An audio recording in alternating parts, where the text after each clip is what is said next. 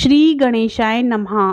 बोलिए गणेश भगवान की जय। आज बुधवार का दिन है और आज हम श्रवण करेंगे बुधवार व्रत कथा।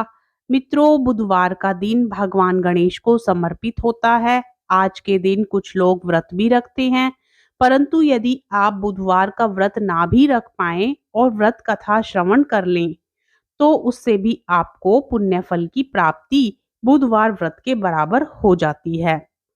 तो आइए आज हम बुधवार व्रत कथा, पूजा विधि, आरती और महत्व के बारे में जानेंगे। कथा को शुरू से अंत तक पूर्ण रूप से श्रवण करें, बीच में अधूरा ना छोड़ें।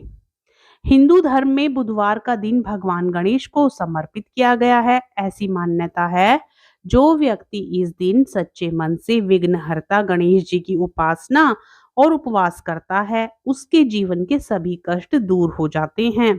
इस व्रत के प्रभाव से व्यक्ति के जीवन में सुख शांति आती है। इस व्रत को 7 वार के जोड़े में करना फलदायी माना जाता है। इतना ही नहीं, बुधवार का व्रत करने से बुध ग्रह भी मजबूत होता है। आइए जानते हैं बुधवार व्रत की कथा के बारे में, पूजा विधि, मंत्र, महत्व और बुधवार व्रत से जुड़ी अन्य महत्वपूर्ण जानकारियों के बारे में। पौराणिक मान्यताओं के अनुसार बुधवार व्रत की शुरुआत किसी भी महीने के शुक्ल पक्ष के बुधवार से आप कर सकते हैं। हालांकि इस व्रत को शुरू करने के लिए सबसे शुभ समय वैशाख नक्षत्र युक्त बुधवार माना गया है। इस व्रत का पालन 7 या 21 बुधवार तक विधिवत रूप से करना चाहिए। आखिरी व्रत वाले दिन नियमानुसार उद्यापन करना चाहिए। ध्यान रहे कि पितृपक्ष में इस व्रत की शुरुआत नहीं करनी चाहिए। अब व्रत कथा श्रवण करते हैं। बोलिए श्री गणेश भगवान की जय। एक समय की बात है, समतापुर नगर में मधुसूदन नाम का एक व्यक्ति रहता था। उसका विवाह पास के ही नगर में बलरामपुर की रहने वाली संगीता से संपन्न हुआ। वह दिखने में सुंदर और सुशील थी। एक दिन मधुसूदन अपनी पत्नी को लाने के लिए ससुराल पहुंचा। वह उसी दिन अपनी पत्नी को विदा करने की जिद पर अड़ा रहा, लेकिन उस दिन बुधवार था।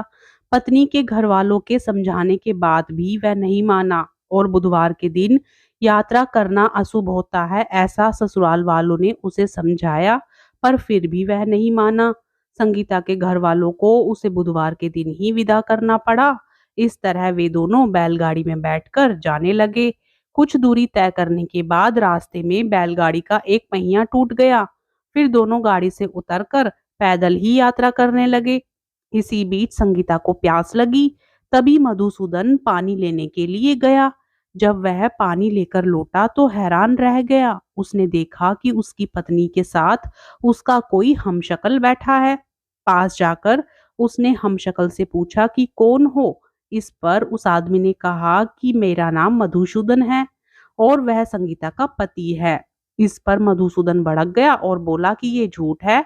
असली मधुसूदन मैं हूँ, मैं ही संगीता का पति हूँ और मैं संगीता के लिए पानी लेने गया था। इस पर हमशक्ल ने कहा कि वह तो पानी लाकर उसने संगीता को पिला भी दिया। अब इनमें संगीता के असली पति होने को लेकर झगड़ा होने लगा। तभी उसी नगर के राजा का एक सिपाही वहां पहुंचा। उन्होंने संगीता से पूछा कि उसका असली पति कौन है, तो वह खुद ही दुविधा में पड़ गई। इस पर संगीता ने कोई जवाब नहीं दिया। फिर सिपाहियों ने उनको राजा के दरबार में पेश किया। पूरी कहानी सुनने के बाद दोनों को राजा ने जेल में डालने का आदेश दिया। घबराया हुआ मधुसूदन इसके बाद बुद्धदेव को याद करके उनसे मन ही मन क्षमा मांगने लगा। इसके बाद आकाशवाणी हुई कि हे मधुसूदन, तुमने संगीता के घर वालों की बात नहीं मानी और बुधवार के दिन यात्रा की थी। तुम्हारे इस अड़ियल बर्ताव से भगवान बुद्धदेव काफी नाराज हैं। उन्होंने ही ऐसी दुविधा पैदा की है। तब मधुसूदन ने नम्र आवाज में कहा कि हे महाराज, उससे बड़ी गलती हो गई। वह आज के बाद से कभी भी बुधवार को यात्रा नहीं करेगा और हमेशा बुधवार के दिन व्रत भी रखेगा। क्षमा मांगने पर भगवान बुद्धदेव का क्रोध शांत हो गया। भगवान ने फिर मधुसूदन को क्षमा कर दिया। राजा के दरबार में मौजूद उसका हमशक्ल भी गायब हो गया। बुद्धदेव की कृपा से राजा ने फिर मधुसूदन और संगीता को विदा कर दिया। राजमहल से जैसे ही वे आगे बढ़े तो रास्ते में जिस बैलगाड़ी का पहिया टूट गया था वह भी उन्हें सही सलामत मिल गई। दोनों एक साथ खुशी खुशी अपने नगर को लौट आए। इसके बाद से वे हर बुधवार का व्रत रखने लगे। उनका जीवन सरल और सुखमय हो गया। उनके कामकाज में भी उन्नति हुई। बोलिए बुद्धदेव भगवान की जय। श्री कृष्ण भगवान की जय। गणेश भगवान की जय।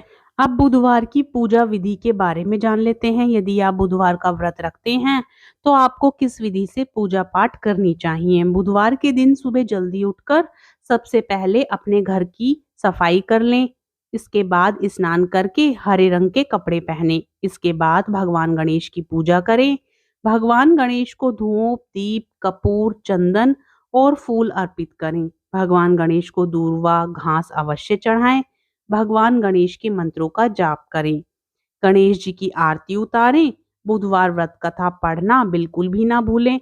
अंत में भगवान गणेश को लड्डुओं का भोग लगाएं। अब श्रवण कीजिए बुधवार व्रत की आरती। आरती युगल किशोर की कीजे, तन मन धन न्यौछावर कीजे। गौर श्याम मुख निरखन लीजे, हरि का रूप नयन भर पीजे।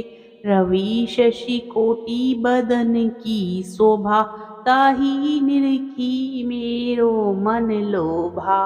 ओढ़े नील पित पट सारी, कुंज बिहारी गिरिवर धारी। फूलन सेज फूल की माला, रत्न सिंहासन बैठे नंद लाला। कंचन थार कपूर की बाती, हरि आए निर्मल भई छाती। श्री पुरुषोत्तम गिरिवर धारी, आरती करे सकल नर नारी। नंदन नंदन ब्रजभान किशोरी, परमानंद स्वामी अविचल जोरी। बुधवार व्रत के नियमों के अनुसार व्रत वाले दिन व्यक्ति को प्रातःकाल में उठना चाहिए। बुधवार व्रत कथा सुनने के दौरान बीच में आसन नहीं छोड़ना चाहिए।